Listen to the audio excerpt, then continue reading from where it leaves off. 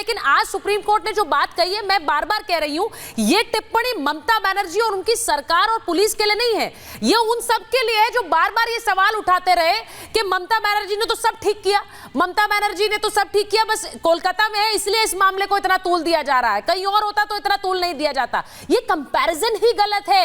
हर मामला संवेदनशीलता से देखना चाहिए। मैं एक बड़ी खबर आपको बता दूं कि बीजेपी नेता शुभेंदु अधिकारी का बड़ा बयान आया है। शुभेंदु अधिकारी कह रहे हैं कि ममता बनर्जी को इस्तीफा देना चाहिए।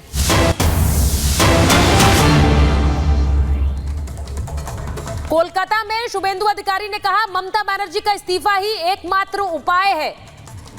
जोरदार प्रदर्शन बीजेपी कोलकाता में कर रही है और शुभेंदु अधिकारी कह रहे, प्रदर्शन की तस्वीरें दिखाइए, शुभेंदु अधिकारी कह रहे हैं कि एकमात्र जो समाधान है वो ममता बनर्जी का इस्तीफा है, हमारा प्रदर्शन जारी रहेगा।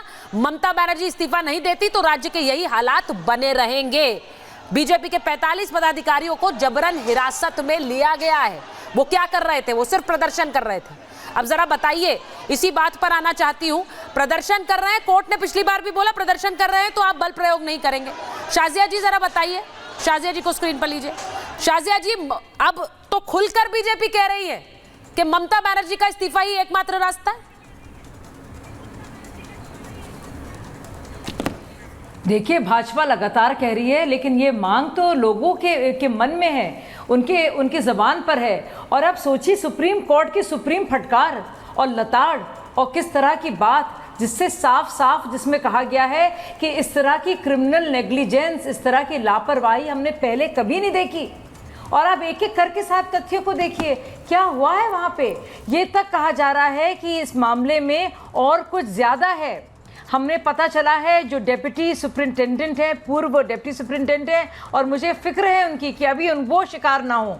देखिए जिस तरह से उन्होंने 1 साल से बाकायदा कंप्लेंट की है कि किस तरह से वो प्रिंसिपल, एक वहाँ क्रिमिनल अड्डा बन गया था ये अस्पताल, क्या कुछ इसमें हो रहा था। तो मुझे ताज्जुब नहीं है कि इस तरह का जघन्य अपराध होता है और फॉरेंसिक टीम पहुंचती नहीं है। इतना जघन अपराध होता है और सबूत मिटाने की लगातार कोशिश होती है। इतना ज़्यादा जघन अपराध होता है और एफआईआर करने में इतनी देर होती है। इस तरह से उस बेटी को म्यूटिलेट करके, हिस्से हिस्से करके आप उसका मर्डर होता है, आप माँ बाप को इत्तला नहीं करते, और इत्तला करते हैं तो झूठी इत्तला करते हैं।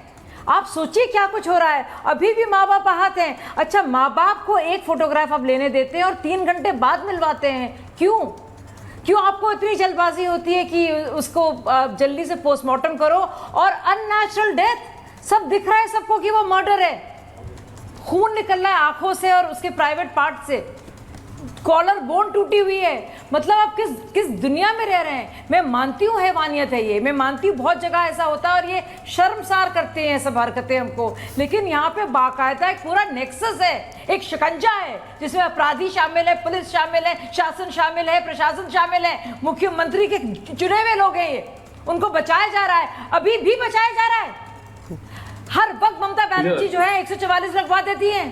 144 नहीं लगवा सकती थी, घेराबंदी नहीं करा सकती थी, वो चाहती थी नहीं। देखिए मैं सर्वर रूम में लोग घुसे, तोड़फोड़ हो, क्यों रेनोवेशन की उनको फिक्र हुई, क्यों एकदम से याद आया कि यहाँ पे रेस्ट रूम होना चाहिए। इतने सालों से तो याद आया नहीं आपको, उस हत्या के बाद, मर्डर के बाद। और रेप पीड़िता के परिवार के साथ किस तरह का बर्ताव होना चाहिए, शाजिया जी, ये भी सीखने की जरूरत है। हम उल्टा रेप पीड़िता से सवाल पूछते हैं, उसके परिवार से पूछने लगते हैं। यहाँ पर परिवार ने भी कहा। तौसीफ जी, मैं आपके पास आऊं, सुनिए, आप थोड़ा लेट से जुड़े। हाँ बोलिए। नहीं, छोटी सी चीज, 10 सेकंड। सुचरिता जी, मैं आपको बताना चाहती हूँ और आपके माध्यम से आपके सारे दर्शकों को बताना चाहती हूँ। आप देखिए, पश्चिम बंगाल की टीम जो पीड़िता के परिवार के खिलाफ उतरी है, एक आर्मी है लॉयर्स की, पीड़िता के खिलाफ जो उतरी है, जो पश्चिम बंगाल की सरकार को बचाने के लिए कपिल सिब्बल के साथ इतनी महिलाएं हैं, वो सारी की पूरी आर्मी है। एक पीड़िता जिसको मार के कत्ल कर दिया गया, रेप करके, उसके गरीब माँ बाप उसके सामने खड़ा कर दिए हैं पश्चिम बंगाल की सरकार ने। करीब 15 लॉयर्स और उसमें ज्यादातर महिलाएं। मैं पिता की बात सुनवाना चाहती हूँ शाजिया जी, ये भी बता दीजिए आप। मैं पिता की बात सुनवाना चाहती हूँ क्योंकि एक और बड़ी खबर हमारे पास आ रही है। तौसीफ जी, ममता बनर्जी ने प्रधानमंत्री नरेंद्र मोदी को चिट्ठी लिख दी है। मैं उस चिट्ठी पर आ रही हूं, लेकिन उससे पहले जरा पिता की बात सुनवा देती हूं। पिता क्या कह रहे हैं संदीप घोष पर, वो क्या कह रहे हैं कोलकाता के पुलिस कमिश्नर पर, जरा चलाइए। प्रिंसिपल तो हम तो क्या बोला, हम उसको जरूरत पड़ा उन्होंने बोलता है उसको हम लोग हमारा ऑफिस में बुलाओ, हम नहीं जा सकते। बाद में उन्होंने आया था लेकिन हम लोगों से बात नहीं किया। जरूरत पड़ा कोई सिग्नेचर विग्नेचर का, उन्होंने बोला हम उनको हमारा ऑफिस में आने के लिए बोलो। एकदम हम लोग का डिपार्टमेंट का कोई नहीं और कॉलेज का कोई हमारा साथ कोऑपरेट नहीं किया, जो डिपार्टमेंट पूरा इसलिए इन्वॉल्व है इसमें। सीपी थोड़ा हमको क्या बोले मलहम लगाना जो है ना वैसे ही कर रहा था। उन्होंने भी आश्वासन देके चला गया, लेकिन हम लोग का देखा जो आश्वासन उन्होंने दे रहा है वो हम लोग ठीक नहीं लगा, इसलिए सीबीआई के पास गया। तो आपने सुना कि पीड़िता के पिता क्या कह रहे हैं। वो कह रहे हैं हमें बुलाया गया, हमें जांच के लिए बोला गया, हमसे कहा गया जो जानकारी लेनी है खुद अस्पताल आए। ये बर्ताव हो रहा था पीड़िता के परिवार के साथ। अब मैं एक बार जरा बड़ी खबर बता दूं कि किस तरह से ममता बनर्जी ने चिट्ठी लिख दी है देश के प्रधानमंत्री को, नरेंद्र मोदी को चिट्ठी लिखी है। बड़ी खबर हम बता रहे हैं और उसमें लिखा है कि I wish to bring to your kind attention the regular and increasing occurrences of rape cases throughout the country.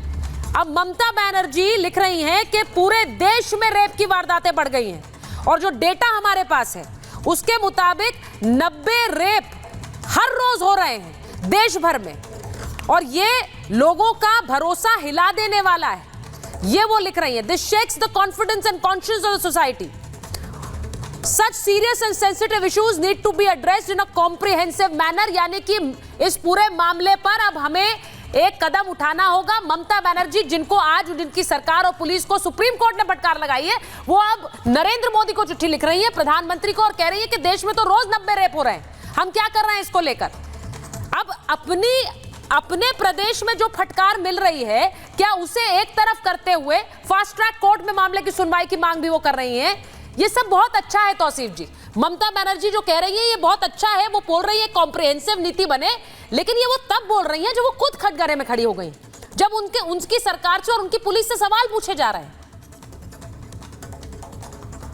Sujita जी, मैं बिल्कुल इस बात से सहमति रखता हूं कि संदीप घोष को जो है सस्पेंड करना चाहिए था, उसको एक हॉस्पिटल से हटा के दूसरे हॉस्पिटल में नहीं देना चाहिए था। मैं बिल्कुल इस बात से इत्तेफाक रखता हूं कि संदीप घोष को शायद सीबीआई पुलिस को अरेस्ट कर लेना चाहिए था और कस्टोडियल इंटरोगेशन करना चाहिए था। अब तक उसे जो है कस्टडी में इंटरोगेशन नहीं लिया गया। लेकिन इन सारी बातों के पीछे राजनीतिक करने वाले लोग जब अफवाहें फैलाते हैं, झूठ बात कहते हैं, आज सुप्रीम कोर्ट ने भी उस बात को पॉइंट आउट किया। अभी शाजिया आलमी जी कह रही थी फ्रैक्चर्स थे, देखिए 150 ग्राम सीमेंट मिले हैं। इस तरह के अफवाहें सोशल मीडिया में पिछले 9 दिन से चल रहे हैं। और आज सुप्रीम कोर्ट ने ये कहा काउंसिल को, वो काउंसिल जो ये जैसे ही उन्होंने 150 ग्राम सीमेंट का बात किया तो सुप्रीम कोर्ट ने कहा कि सोशल मीडिया के न्यूज पे आप मत जाइए, पोस्टमार्टम रिपोर्ट हमारे सामने है, सुप्रीम कोर्ट ने कहा। तो एक सबसे पहला अनुरोध कि कम से कम अब जबकि सीबीआई कह रही है कि उनके इन्वेस्टिगेशन के हिसाब से अभी तक तो ये गैंग रेप का मुद्दा नहीं लगता है, तो कम से कम हमें इस बात में संवेदनशीलता दिखानी चाहिए कि भाई हम जो अपनी बात को बोले वो सत्य हो और सत्य से हट के कुछ ना हो। मैं बिल्कुल इस बात से अग्री करता हूं कि बहुत सारे सवाल हैं जिसका जवाब हॉस्पिटल अथॉरिटीज को देना चाहिए। उन्होंने कंप्लेंट क्यों नहीं लॉन्च किया पुलिस के साथ में, जब पुलिस को साथ में भी जवाबदेही बनती है, उसे भी सुप्रीम कोर्ट ने बुलाया है, वो जाकर के सुप्रीम कोर्ट में जवाब देंगे। लेकिन ये मुद्दा राजनीति का नहीं है।